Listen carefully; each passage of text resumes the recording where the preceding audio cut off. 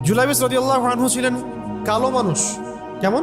একটু কালো, খুব উচ্চ বংশের না, ঠিক আছে, খুব উচ্চ বংশের না, খুব সুদর্শন না, খুব লম্বা না, খাটো টাইপের মানুষ, একটু বেটে টাইপের মানুষ। টাকা পয়সা একদমই নাই, একদমই টাকা পয়সা নাই, বংশমর্যাদা এই সব দিক থেকে তাকে আন্ডার স্টিমেট করা হয় আর কি। এমনকি ফিজিক্যাল স্ট্রাকচারও তারা আমাদের অনেকের মধ্যে সুদর্শন।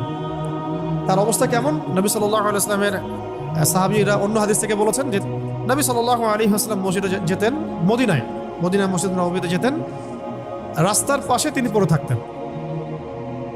ধরেন আমরা মসজিদে হেঁটে আসতেছি, রাস্তার পাশে একজন বসে আছেন, গায়ের জামা কাপড় খুব একটা উন্নত না, ছেঁড়া, তাসবিহ নিয়ে জিকির করতেছেন। আপনি কি খুব ফোকাস করবেন তার দিকে? করবেন না। কিন্তু মানুষ তার দিকে ফোকাস করে না খুব একটা, যাওয়া আসা করে, সে পড়ে থাকে। কেউ খাবার দিলে খায়, না দিলে খায় না, এইভাবেই তার দিন যাচ্ছে। কোথাকার ঘটনা এটা? মদিনায়, হিজরতের পরের ঘটনা। সাহাবীর নাম জুলাইবিস রাদিয়াল্লাহু আনহু।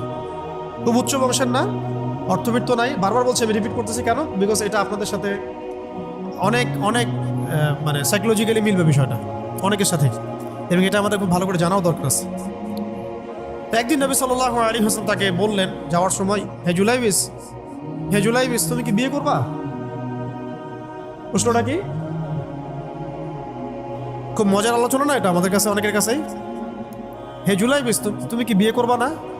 প্রশ্নটা এরকম ছিল, হে জুলাইবিস, তুমি কি বিয়ে করবা না?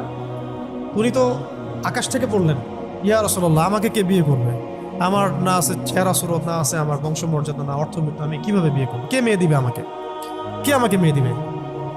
তো ওদিন নবী সাল্লাল্লাহু আলাইহি ওয়াসাল্লাম চলে গেলেন, কিছু বললেন না। পরের দিন আবার বললেন, ইয়া